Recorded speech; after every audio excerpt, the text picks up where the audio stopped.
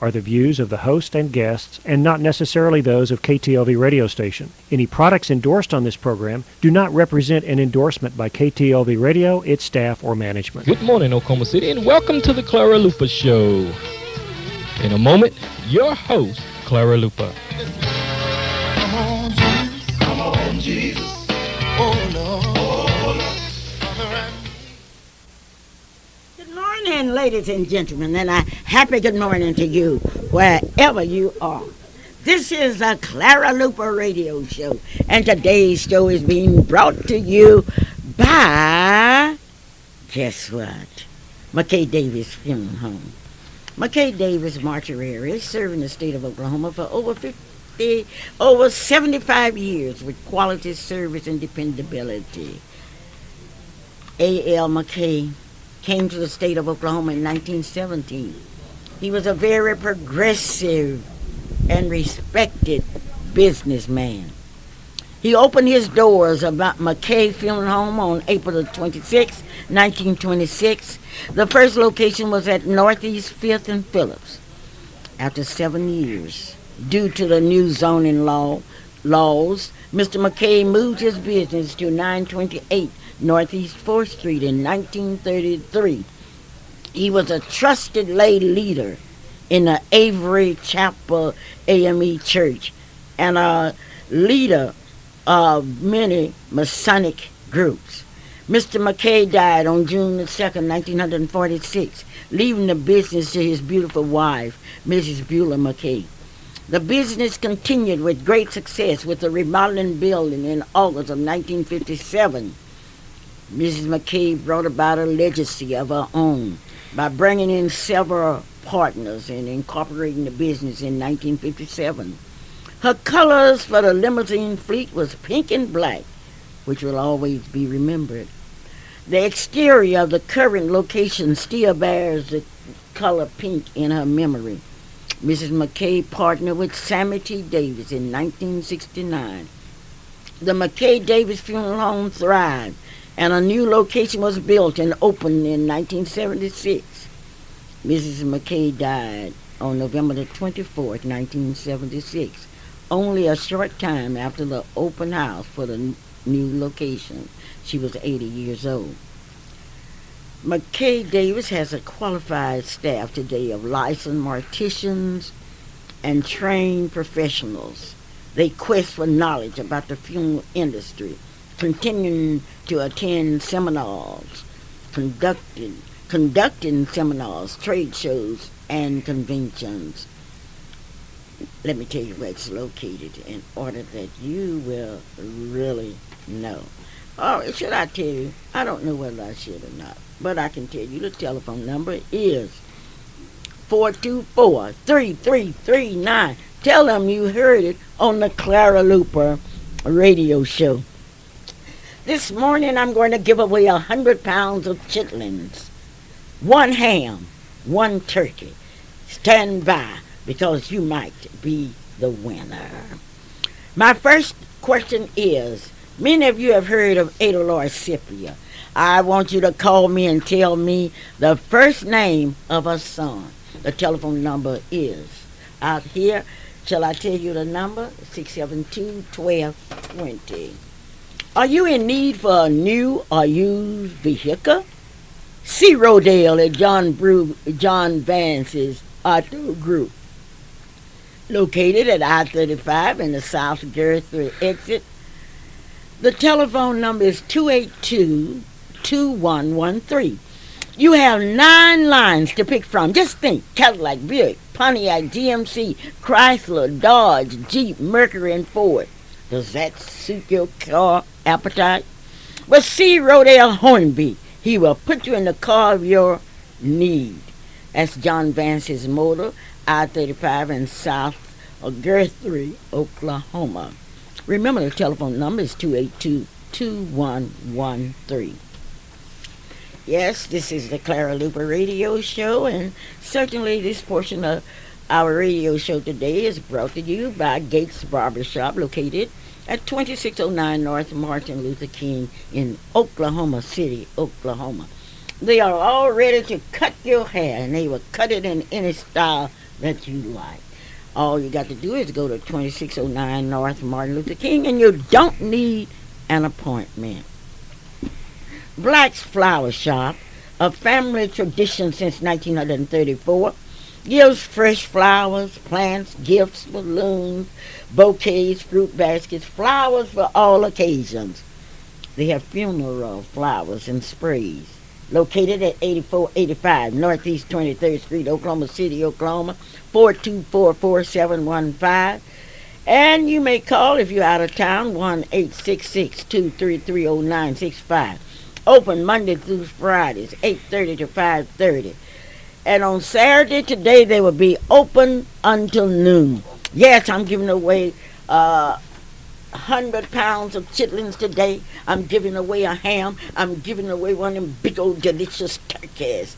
All you have to do is answer the question. I don't want you to tell me your name. I'm not interested in nothing but the answer of the question. Okay, we're ready to go. We are all ready to go.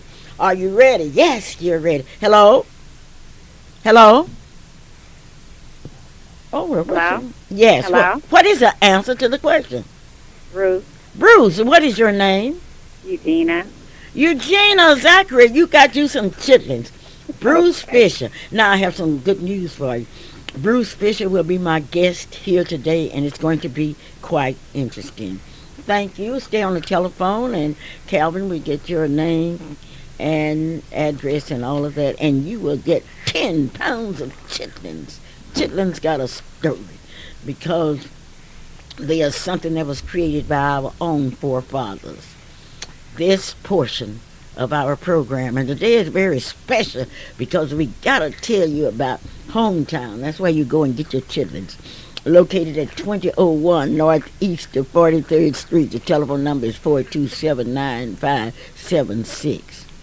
Johnson Shadina's, 1645 Northeast of 50th Street in Oklahoma City, where your child can get that special care. I had the opportunity to go to that big Thanksgiving dinner that was held yesterday at Johnson Shadina's. But what impressed me most was the books. There were books, all kind of books, and the kids were enjoying those books. And today I would like to make a recommendation. I'm tired of people telling me that our children cannot read and write. Therefore, I think that we need a complete investigation of the parents and the grandparents and the foster parents. If these people have these children and not teaching them their ABCs and how to read, I think they should be fined $1,000. In the first place, to send your child to school, if that child is 4 or 5 and that child hadn't learned nothing and been with you, I think you should be fined $1,000. Don't tell me what the teachers are supposed to do because the parents are supposed to take on some responsibility.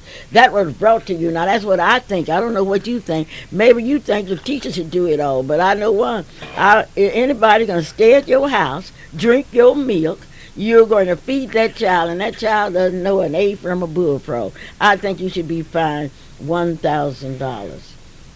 Allstate Insurance's agent, Marilyn Hildry, would like for you to come out to 730 West of Britton Road. Her telephone number is 843-0811. Allstate Insurance Company, and Marilyn would like to thank you for making her the #1 agent. When you think of services in Oklahoma City, you're going to have to think of Temple and Son. John P. Temple, the president and the owner. Temple's Funeral Home is known for professional service. They are members of the Funeral Directors Association. They are located at 2801 North Kelly in Oklahoma City. That telephone number is 427-8321, Oklahoma City, Oklahoma. Now, be sure to remember that they have a slogan. It's quite interesting. It's "We care. We care about you. We care about your future, and we will take care of you." That's from John Temple. Yes, this is the holiday season, and during the holiday season, we have friends that extend holiday greetings to each one of you, wherever you are. And speaking of holiday greetings, one of your favorite realtors, Mr. Carl Carbon, would like to say to you, wherever you are, you need a home. And he can put you in a home regardless of what you think. He can put you in a home, and he can do it so quickly. He doesn't care anything about your credit. He doesn't care about the problems you have had. All he wants you to do is to come and see him. That's Mr. Carl Carbon. Well, I've given away some chitlins this morning, but I have 90 more prices of chitlins to give away, and I'm going to give them away. But you knew that Ada Lloyd Scipia's son was named Bruce and is named Bruce. What do you know about Bruce? Well, we will find out today. Well, let you in on. No, my next question is coming directly to you. In what year did Ada Lloyd Scipia apply to enter Oklahoma University? In what year did Ada Lloyd Scipia apply to enter Oklahoma University? Everybody's shouting, and you see black students from Oklahoma University walking around thinking that they're there because of, well, I'll tell you why you're there, because of Ada Lloyd Scipia and the NAACP. One of the worst statements that I've ever heard was made concerning Rosie Parks. I knew Rosie Parks. Rosie Parks was a youth advisor of NAACP. She was a secretary of NAACP until they outlawed NAACP in Montgomery, Alabama.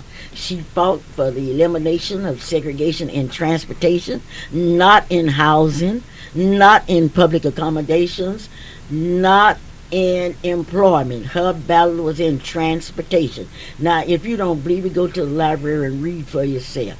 This is Clara Luper asking you, in what year did Ada Lloyd Scipia apply for admission to the University of Oklahoma? You know, sometime, I know I'm from Hoffman, Oklahoma, and I'm very proud of my president, Mr. Gene Ford, because in Hoffman, I hated to feed the hogs. I love to feed the dogs, because you'd come home, the dogs would jump up on you, and it was really quite an interesting thing. But a hog, you could feed him, he wouldn't even look up to see where his slop was coming from. Oh, well. Anyway, I don't want to be like those hogs down at Hoffman. Today I'm getting ready to go to Oklahoma University, got my season ticket, and I didn't know how I got down there. Well, for fear you don't know it, I would like to tell you that you got down there because of Ada Lloyd Scipia. And if you don't know that, you need to know it. Okay, this is Clara Luper. Maybe I have an answer. I'm not interested in your name until after you give me the answer, because I don't want to insult you. Because if you give me the wrong name, if you give me the right name and the wrong answer, I'm going to trace you down and see where you've been. Okay, this is Clara. Hello? Hello. She entered in 1948. 1948? You are exactly wrong. This is the Clara Luper radio show, and I'm only interested in right answers. I have somebody else on the telephone. When did Ada Lloyd Scipia enter Oklahoma, attempt to enter Oklahoma University? Yes. Good morning. Yes. Ada Lloyd Scipia entered University of Oklahoma in 1946. Entered? Admitted. I mean, what did she when did she apply? Admitted to the University of Oklahoma. No, you are exactly. She applied. No. I don't want to hear no more from you. Thank you. This is Clara Luper. I just asked a simple question. Getting ready to go to OU. Don't know why. And last week we had the NAACP State Convention in Oklahoma City, and it was a tremendous success. Roosevelt Milton was elected as state president, and Jason Johnson was elected as the state youth advisor. Yes, we are here. We are here today. The NAACP met, and it was quite a program. Everybody's talking about Reverend Anthony L. Walker, who is the pastor of the St. John CME Church. He brought a message that was out of sight if you missed it. Bruce Fisher spoke. Reverend Macon M. Wilson was also one of the speakers. Marilyn Hildreth. And that evening, the president of Langston University spoke, and did she speak? This is Clara Luper, and I ask you a simple question. Okay, hello. Oh? Yes. Ada Lloyd Scipio applied in 1946. In 1946. You are exactly right. And give me your name. Joy Hall. Joy Hall, thank you. You're quite a student. Well, after all, that's Joy Hall. You are exactly right. My next question, and I want an answer quickly. If she applied in 1946, how many months after she applied was she able to enter the University of Oklahoma? That's a good question. I think that's good. This is the Clara Luper Radio Show, and this is a show that you cannot afford to miss.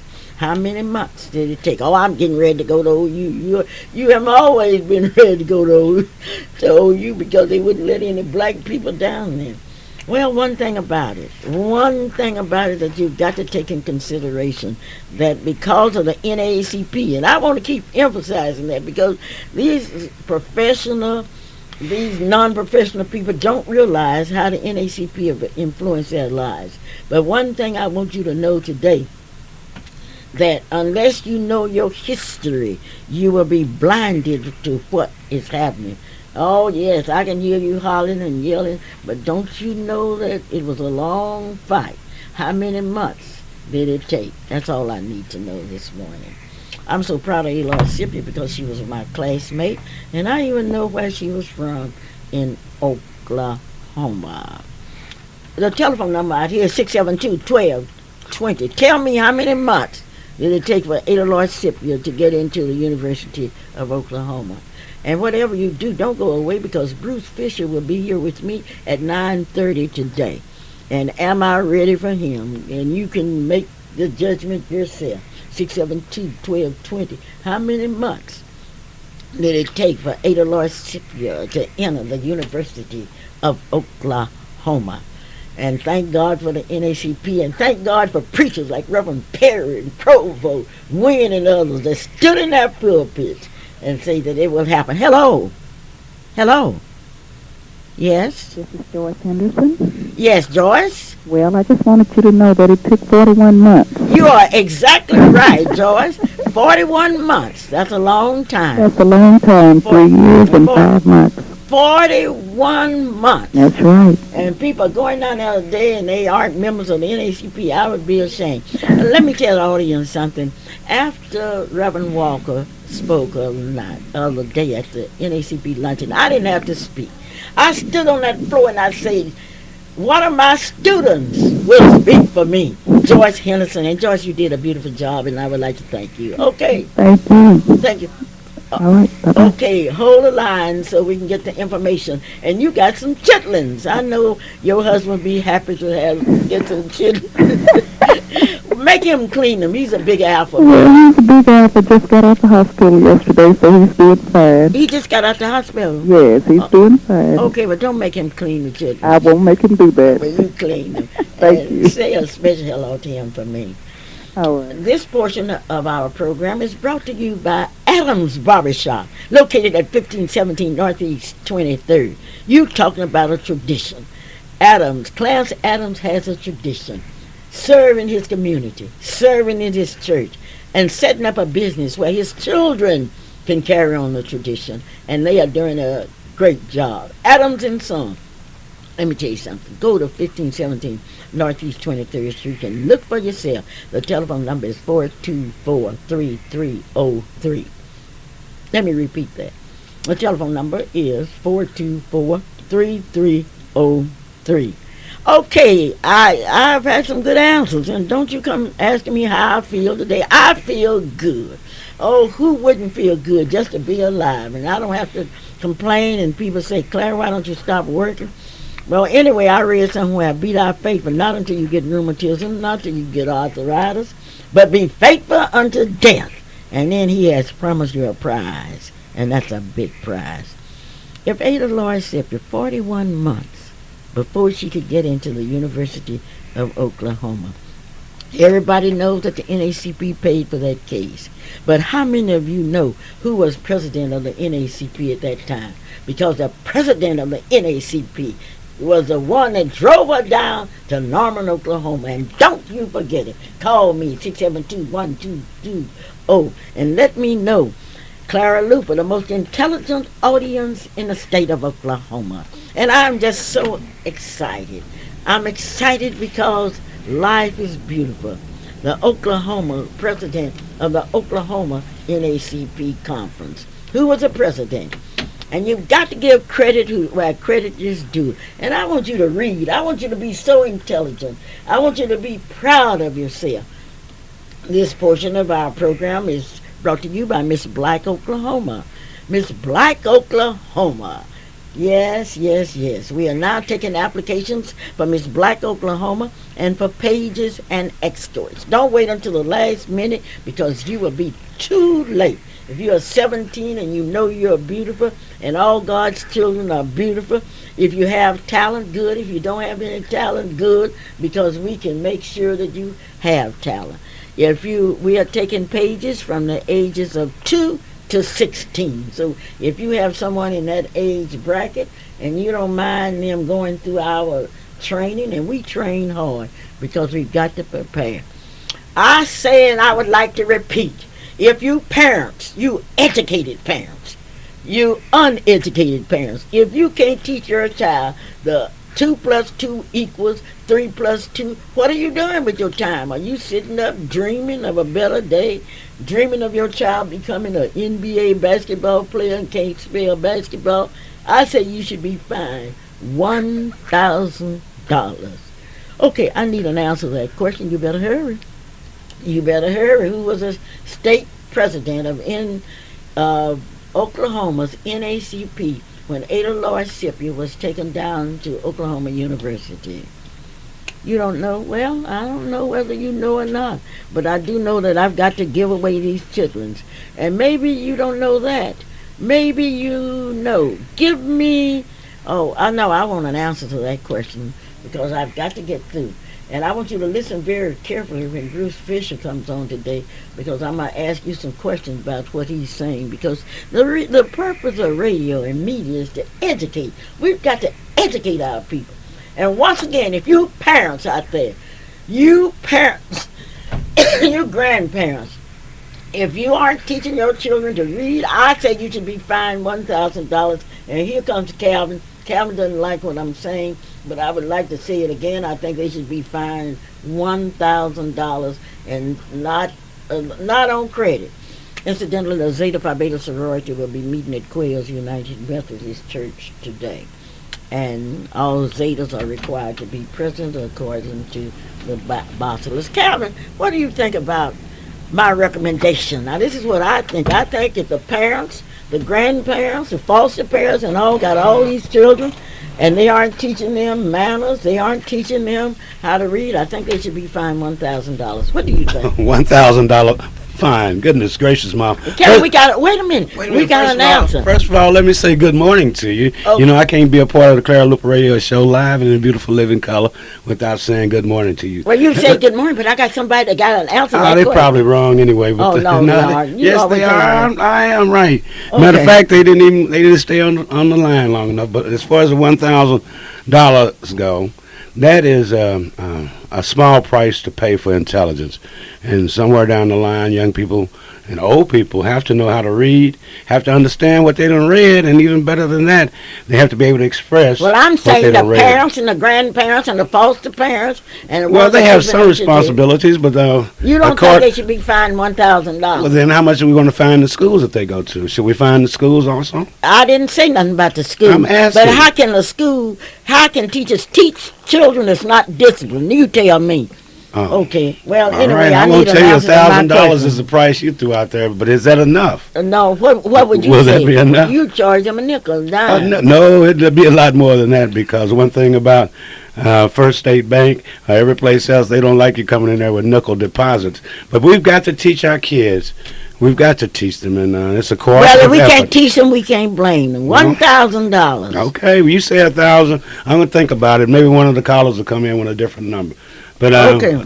you think $1,000? My goodness, I don't know. You don't have to. What about a signing bonus? What if they got a? I know. We don't like sign- Kobe, we don't he gets sign. a signing bonus. Maybe we should fine the parents that much. No, I think that the parents are responsible. Because when your child comes home and plays, so letting him run in there and turn on the television and play games on the television and putting $50 tennis and $100 tennis on his feet, you should make sure he knows how to spell and how to read. Now, the parents can take on that responsibility because, after all, they are building prisons in Oklahoma. Why do you think they are more buying prisons in schools? Yeah, why do you think they are putting all that money in and paying these high-priced consultants to come in? Well, and you know, Mom, what it brings to mind is that I go back to when we were at 1819 Northeast Park, and Merle and I would be sitting there at the dinner table getting ready for dinner, and you'd have us spell what we were getting ready to eat, you know. And then when Shelly was coming up, we had to spell it. Shelly would have to spell it, and then I noticed that some of the young people that had been over the house before, they're some of the best spellers in the world, because it didn't just count for us, but it counted for the neighborhood kids that might have been there then. And bread, hot dog, and I think we ate more hot dogs because when we were younger we could spell that easy in a hamburger. Okay, we have someone on the line, Calvin. Right. Hello? Yes. Good morning. Good morning. How are you doing? Oh, Calvin, we don't need to talk. I just need the answer. Well, no, this was a comment made that Miss Luper, I had heard you make, and you are so right about that. Oh, great. But our hands are kind of tied with what we can do to our children today. Because a lot of times my children would come in, and that's right, they would get on the TV, and I would just like to take something and lay them out with it.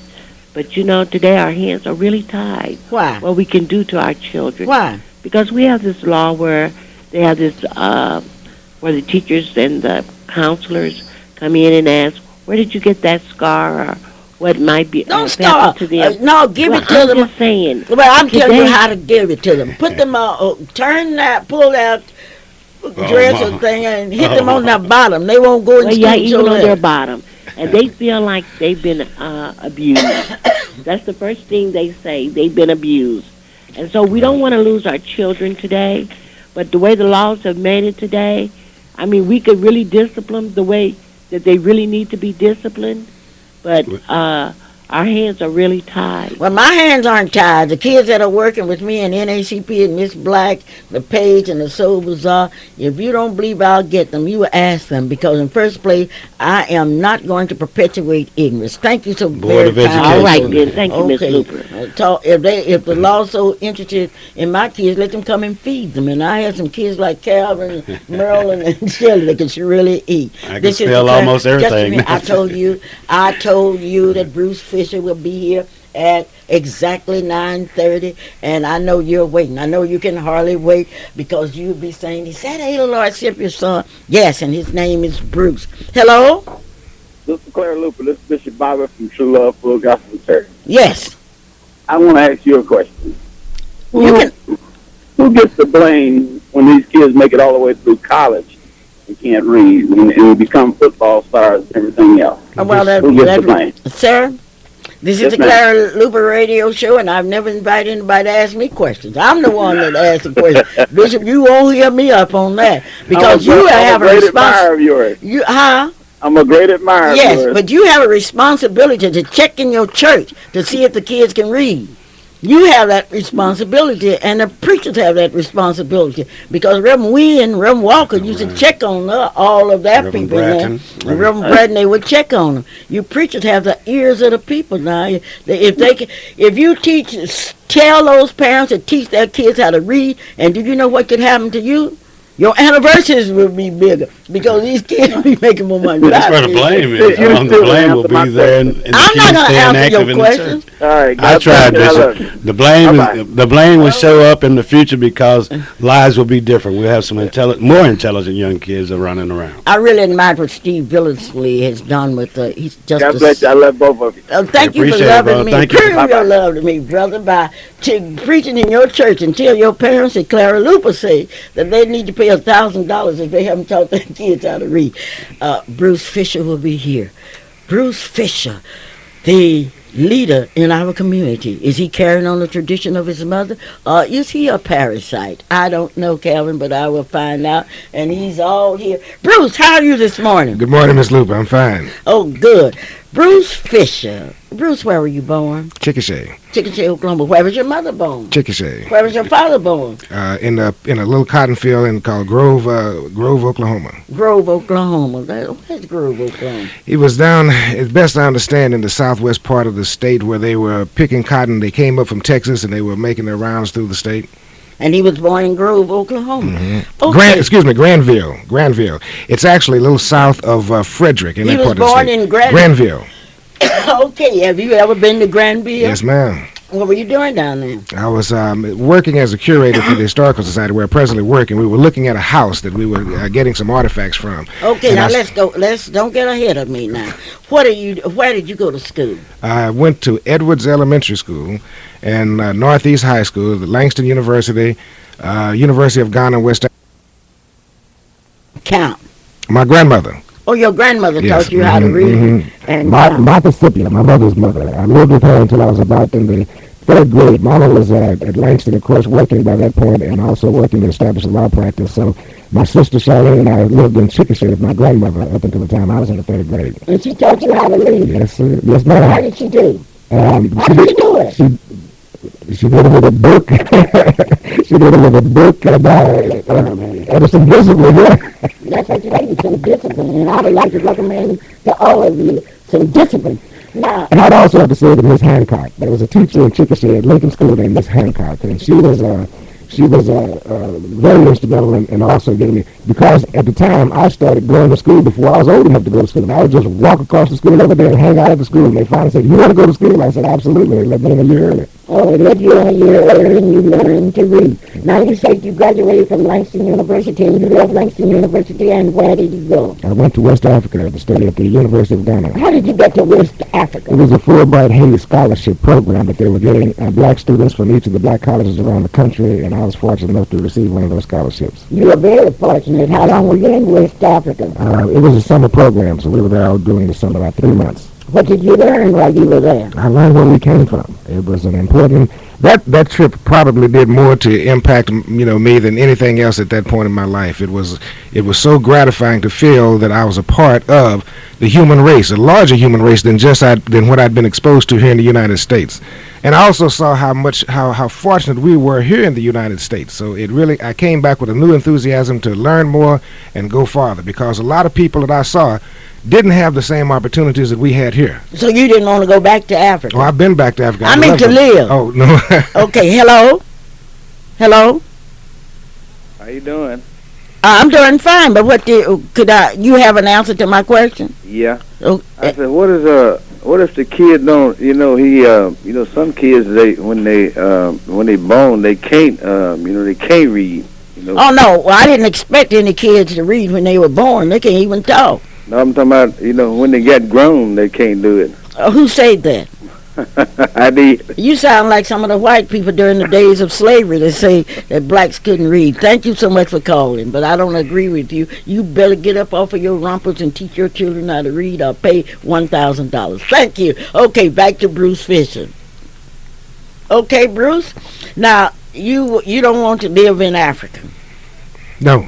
Okay, you love America. Absolutely. Okay, after you went to the University of what in Ghana? The University of Lagos, actually. And I went to 3 universities: University of Ghana, University of Lagos, and the University of there were 2 in Nigeria: University of Lagos and University of Ibadan. And I went to both of those too. Well, I didn't understand the third one.